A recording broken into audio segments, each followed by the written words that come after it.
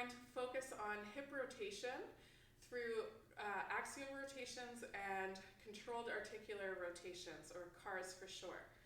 So as runners, we do a lot of flexion extension patterning, and we need to make sure for not only our other activities, but to help offset some of that flexion extension that we work in a full rotational capability of our hips, which also targets the joint capsule. So we can only target the joint capsule through rotation, and the joint capsule is our first kind of feedback mechanism of our hip. So healthy joint capsule means healthy muscles and other tissue. So we want to make sure that we are doing some work to maintain and restore them. So we're going to start with working on just what we call axial rotations. So can we rotate the hip within its joint? So we're going to do this in a standing position to translate well into running. You're going to start with your legs straight, and your heel's going to go on the ground, toes up towards the shin so we don't move through the ankle. And I want you to rotate your hip so your toes are pointing all the way to the outside of the body. And then I want you to rotate your hip in so your toes are coming across the midline. So I'm not rotating through my foot. I'm keeping my heel into the ground to act as a pivot point. I'm keeping my thigh squeezed so I don't move through my knee. And I'm just working all the way into external rotations, so rotating out, and then all the way into internal rotations, so moving in. Don't worry too much about the range because we are in an extended position. It's going to look a little bit different. Typically, most people have more external rotation than internal rotation. And then let's go over and switch to the other side. So again, making sure the leg is squeezed, heel is on the ground, foot towards the shin, and just rotating in and out. And again, this is just to build some awareness before we get into our more specific drill.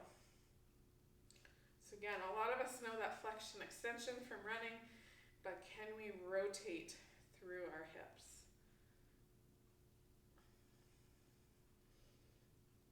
So now we're going to go into a more bent knee position. So you're going to bring your heel to your butt, and sometimes I like to roll up a towel or a ball of socks and just squeeze it behind the knee, and that's going to lock out that knee a little bit more to make sure we're isolating that movement through the hip. So balance, I don't want to be your limiting factor, so hold on to something, whether a dowel or the wall, and you're going to bring your knee up to 90 degrees. So thighs parallel to the ground, shin is pulled so your heel is towards your bum, and then we're going to rotate out. So our foot actually comes towards us, our knee comes down, and then rotate in. So I'm not adducting, so I'm not bringing my thigh closer to my midline. I'm staying stacked, and I'm just pivoting through that hip back and forth. Staying nice and long through the trunk, so tendency is to crunch through the side. I want you to stay nice and long, keep that space between the pelvis and rib cage as you work that rotation side to side. And then let's do that on the other side. So again, I really like that squeeze because the tendency is to kind of bend and straighten the knee as you go through the rotations. So keeping the thigh parallel to the ground, working on that hip flexion strength as we rotate the hip. External rotation is when the foot lifts up towards the midline.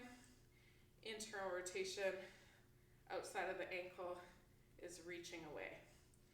You might get a little bit of cramping or shaking with this. It's just the body telling us it's not really comfortable with what we're asking it to do, but this is in a safe and controlled setting. So we want to teach it to control this here so that if we go into an awkward position in our run or our daily activities, our body can absorb that load. So now we're going to go into our hip CARs. So we're going to work on flexion rotation, extension all together. And again, we'll do this in a standing position.